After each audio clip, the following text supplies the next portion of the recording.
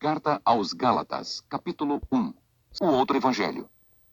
Estou muito admirado com vocês, pois estão abandonando tão depressa aquele que os chamou por meio da graça de Cristo e estão aceitando outro evangelho. Na verdade, não existe outro evangelho, porém eu falo assim porque há algumas pessoas que estão perturbando vocês, querendo mudar o evangelho de Cristo. Mas se alguém, mesmo que sejamos nós, ou um anjo do céu, anunciar a vocês um evangelho diferente daquele que temos anunciado, que seja amaldiçoado. Pois já dissemos antes e repetimos, se alguém anunciar um evangelho diferente daquele que vocês aceitaram, que essa pessoa seja amaldiçoada. Atos dos Apóstolos, capítulo 5. Ananias e Safira. Mas um homem chamado Ananias, casado com uma mulher que se chamava Safira, vendeu um terreno e só entregou uma parte do dinheiro aos apóstolos, ficando com o resto. E Safira sabia disso. Então Pedro disse a Ananias: por que você deixou Satanás dominar o seu coração? Por que mentiu para o Espírito Santo? Por que você ficou com uma parte do dinheiro que recebeu pela venda daquele terreno? Antes de você vendê-lo, ele era seu, e depois de vender, o dinheiro também era seu. Então por que resolveu fazer isso? Você não mentiu para seres humanos, mentiu para Deus. Assim que ouviu isso, Ananias caiu morto. E todos os que souberam do que havia acontecido ficaram com muito medo. Então vieram alguns moços, cobriram o corpo de Ananias, levaram para fora e o sepultaram. A mulher de Ananias chegou umas 3 horas depois, sem saber do que havia acontecido com o marido. Aí Pedro perguntou a ela: me diga, foi por este preço que você e o seu marido venderam o terreno? Foi, respondeu ela. Então Pedro disse: por que você e o seu marido resolveram pôr à prova o Espírito do Senhor? Os moços que acabaram de sepultar o seu marido já estão lá na porta e agora vão levar você também. No mesmo instante ela caiu morta aos pés de Pedro. Os moços entraram e, vendo que ela estava morta, levaram o corpo dela e o sepultaram ao lado do marido. E toda a igreja e todos aqueles que souberam disso ficaram apavorados. Milagres e maravilhas. Os apóstolos faziam muitos milagres e maravilhas entre o povo e os seguidores de Jesus se reuniam no alpendre de Salomão. Ninguém de fora tinha coragem de se juntar ao grupo deles, mas o povo falava muito bem deles. Uma multidão de homens e mulheres também creu no Senhor e veio aumentar ainda mais o grupo. Por causa dos milagres que os apóstolos faziam, as pessoas punham os doentes nas ruas, em camas e esteiras. Faziam isso para que, quando Pedro passasse, pelo menos a sua sombra cobrisse alguns deles. Multidões vinham das cidades vizinhas de Jerusalém, trazendo os seus doentes e os que eram dominados por espíritos maus, e todos eram curados. Os apóstolos são perseguidos. Então o grande sacerdote e todos os seus companheiros, que eram do partido dos saduceus, ficaram com inveja dos apóstolos e resolveram fazer alguma coisa. Prenderam os apóstolos e os puseram na cadeia. Mas naquela noite um anjo do Senhor abriu os portões da cadeia, levou os apóstolos para fora e disse: vão para o templo e anunciem ao povo tudo a respeito desta nova vida.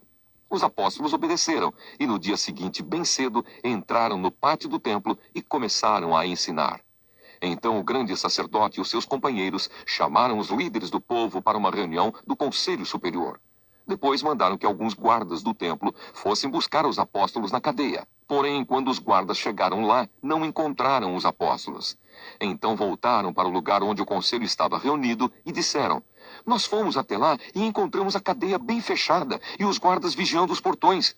Mas quando os abrimos, não achamos ninguém lá dentro. Quando os chefes dos sacerdotes e o chefe da guarda do templo ouviram isso, ficaram sem saber o que pensar sobre o que havia acontecido com os apóstolos. Nesse momento chegou alguém dizendo: escutem, os homens que vocês prenderam estão lá no pátio do templo, ensinando o povo.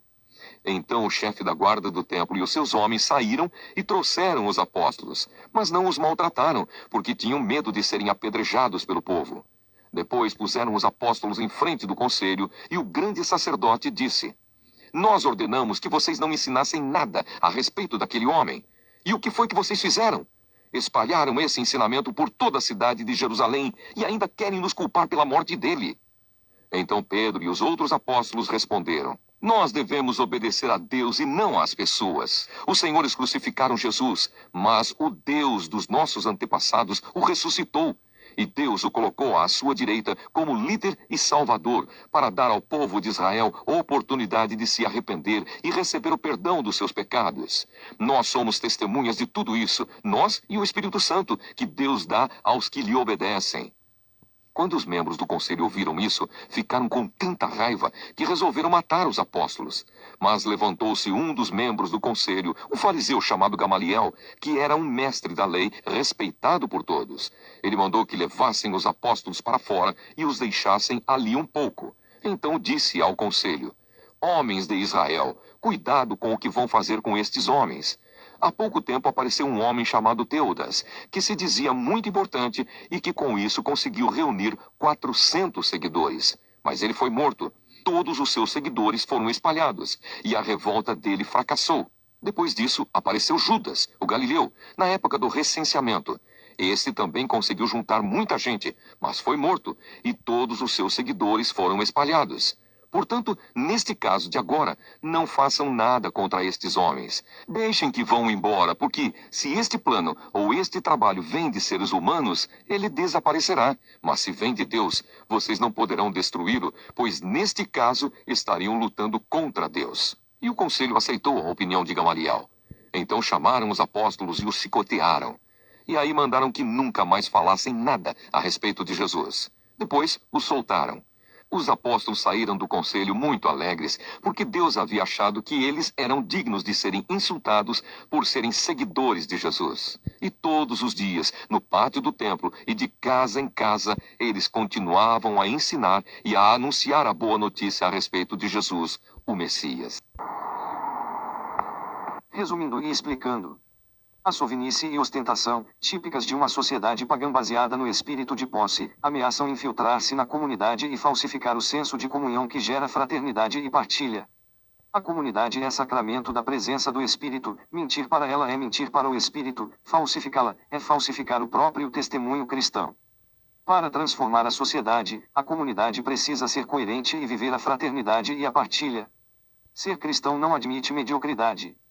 Pela primeira vez aparece nos Atos o termo igreja. O significado de igreja é conjunto de pessoas reunidas em qualquer lugar. Verso 11. O terceiro retrato mostra como a ação de Jesus ressuscitado continua na prática da comunidade cristã. Esta realiza a ação que liberta da alienação a consciência, espíritos maus. Consequentemente, liberta os corpos oprimidos, doenças.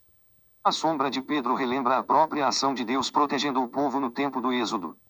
Favorecido, o povo acolhe e adere à ação da comunidade. Outros, verso 13, temem o poder das autoridades e não se atrevem a pertencer a esse grupo inovador.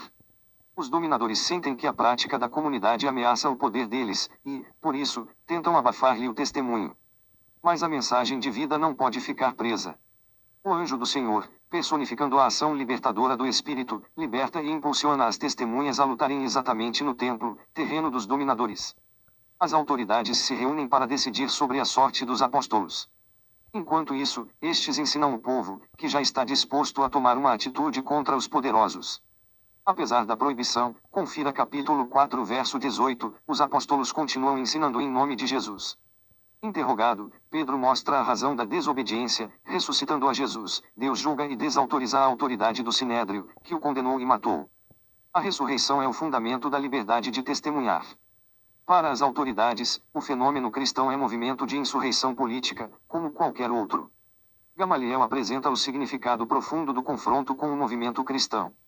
Por trás do princípio de tolerância e também de liberdade, mais acima afirmada por Pedro, confira capítulo 4 verso 19 e adiante, está em jogo uma opção radical: obedecer a Deus ou aos homens, adotar a lógica de Deus na liberdade que provém da vitória sobre a morte, ou obedecer à lógica humana, que tem como fundamento o medo da morte e que se firma no poder repressivo que provoca tortura e morte. Mas, o cristianismo vem de Deus, ninguém poderá detê-lo.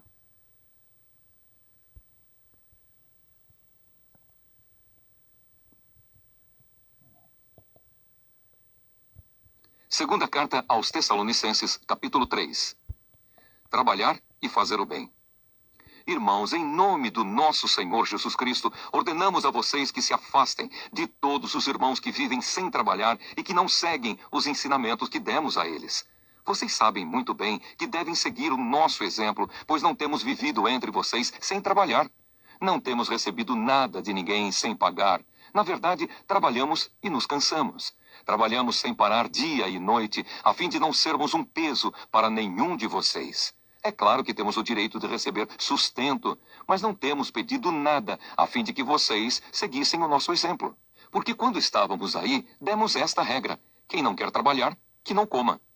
Estamos afirmando isso porque ouvimos dizer que há entre vocês algumas pessoas que vivem como os preguiçosos, não fazem nada e se metem na vida dos outros. Em nome do Senhor Jesus Cristo, ordenamos com insistência a essas pessoas que vivam de um modo correto e trabalhem para se sustentar. Mas vocês, irmãos, não se cansem de fazer o bem. Se alguém não quiser obedecer ao que estamos mandando nesta carta, vejam bem quem está fazendo isso e se afastem dele para que fique envergonhado. No entanto, não o tratem como inimigo, mas o aconselhem como se aconselha um irmão.